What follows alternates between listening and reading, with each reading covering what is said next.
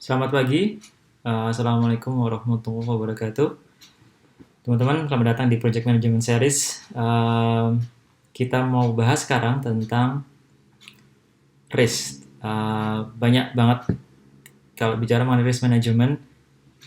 Video yang pendek ini mungkin saya ingin cerita tentang guidance yang ada di PMBOK untuk merespon risiko-risiko yang negatif.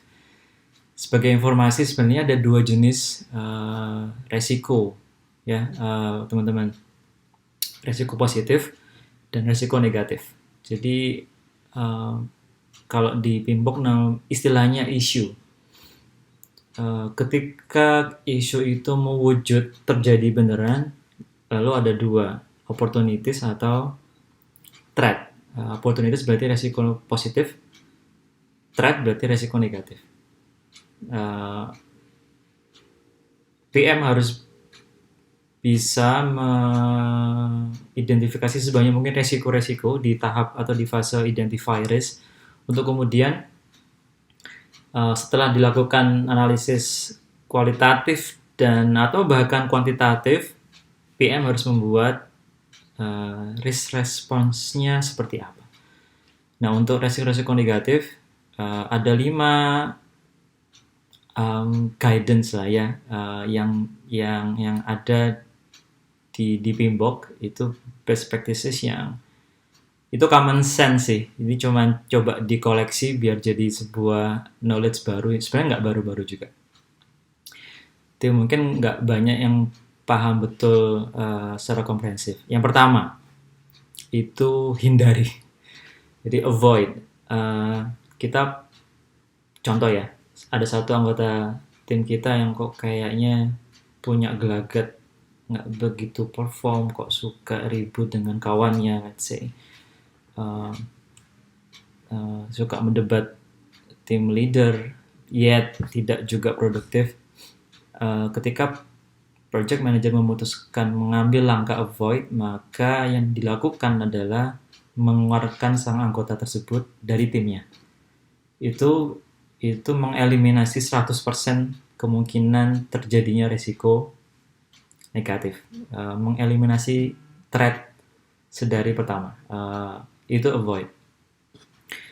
Yang kedua, saya sambil contek sedikit yang ada di tulisan saya di blog mengenai itu. Yang kedua adalah transfer.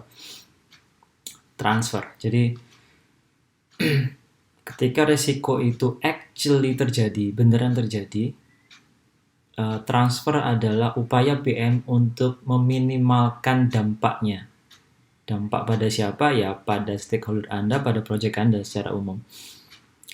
Contoh yang paling mudah dan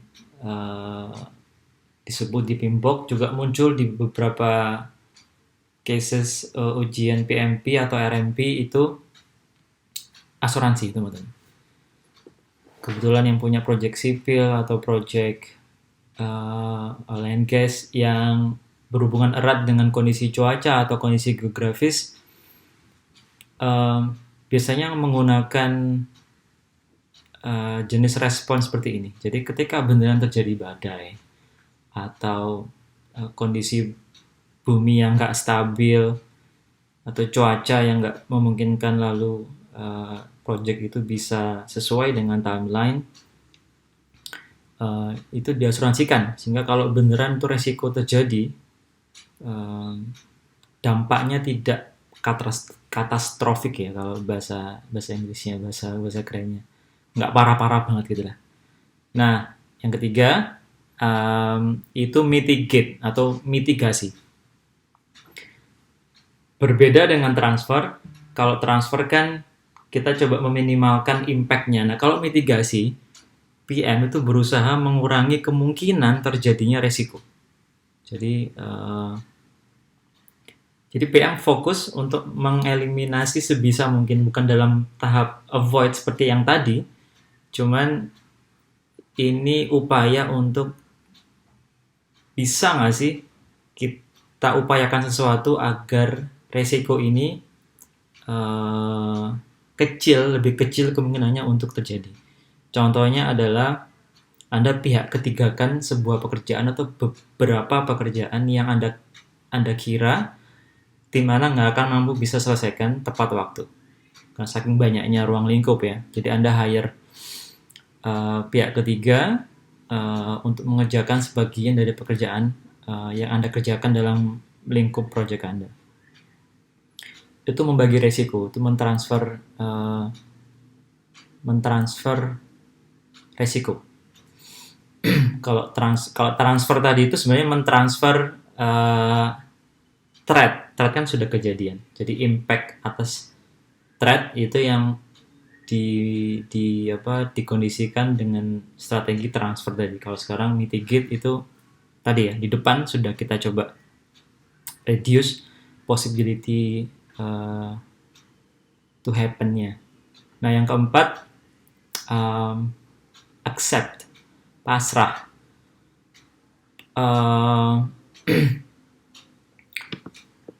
Pasrah itu ya pasrah ya, sudah nggak ada lagi jalan selain kalau itu resiko beneran kejadian ya sudah kita terima saja. Namanya sih pasif acceptance ya. Jadi kalau itu kejadian ya kita record saja dalam log, lalu kita pantau dari waktu ke waktu. Nah, untuk jenis risiko yang seperti ini, lalu muncul yang namanya management reserve dan contingency reserve. Jadi memang Anda dari pertama sudah bukan dari pertama ya, maaf. Ketika di tahap plan risk responses, mau nggak mau memang harus reserve sebagian dana dari proyek Anda untuk mengkompensasi itu kalau itu beneran kejadian. Apa contohnya? Kurs dolar misalkan. Anda gunakan asumsi tertentu, lalu ketika tiba-tiba saatnya harus lakukan pembelian, kursnya naik gitu ya. Jadi nilai tukarnya tidak memihak pada mata uang yang Anda gunakan. Ya mau nggak mau, Anda harus membeli komponen itu kan anyhow. Ya sudah, gunakan reserve di project Anda. Kalau manajemen reserve biasanya 10-15%. Kalau contingency reserve ya nggak ada aturan tertentu sih kalau mengenai itu. Intinya sih sesuai dengan capacity dan persetujuan prinsip dari project sponsor Anda. Nah, yang kelima ini baru, jadi di PMBOK 5 sebenarnya ini nggak ada, tapi di PMBOK 6 muncul eskalasi. Jadi baik resiko negatif maupun resiko positif, ada hal-hal yang beyond our rank gitu ya. Jadi memang harus ngomong ke supervisor kita, ke project sponsor kita bahkan, atau ke eksekutif kita. Escalate. Anda nggak punya otoritas untuk mendesain risk response yang tepat untuk mengadres resiko yang tadi. Makanya ada nomor 5 ini, escalate. So, kita ulang cepat ya. Kalau saya suka pakai rumus Matiwai, cuman M, mitigate, avoid, and so on. Tapi kita runut dari yang pertama tadi aja. Hindari, avoid. Eliminate 100% risk, biar nggak pernah terjadi. Yang kedua, itu transfer. Kalau memang kejadian, kita coba meminimalkan dampaknya pada project. Yang ketiga, mitigasi. Mengurangi kemungkinan terjadinya resiko itu. Seperti yang di depan ya. Yang keempat, pasrah atau accept. Ada passive acceptance, ada active acceptance, tapi intinya kita tidak bisa melakukan apapun atas resiko itu. So, memang harus disiapkan reserve-nya. biar itu tidak mengganggu keberlangsungan project. Yang kelima, eskalasikan, escalate. Nah, semoga itu cukup memberi tambahan wawasan ke teman-teman semua yang sedang mengelola project. Kapan saat yang tepat menggunakan step yang tepat? Ya, teman-teman bisa rasa-rasa sih. Lagi-lagi, 5 ini bukan sesuatu yang berurut. Mungkin sekilas terasa itu berurut, tapi sebenarnya itu nggak berurut. Tidak selalu melulu harus langkah yang pertama yang dilakukan, avoid. Karena bisa jadi Anda nggak pernah akan bisa punya ruang untuk itu kan. Ya dirasa-rasa saja. Saya pikir yang paling penting adalah Anda punya jalur yang baik untuk selalu berkomunikasi dengan upper management dan teman-teman Anda, kolega di tim, karena risk responses itu sebenarnya diorkestrasi oleh PM. It's not you yourself develop risk responses yang enggak.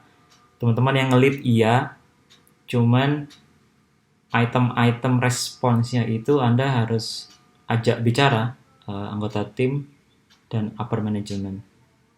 Terlebih juga klien Anda kalau memang ada resiko-resiko yang terkait dengan kondisi organisasi pada mana project tersebut sedang berjalan. Mungkin gitu ya. Semoga bermanfaat.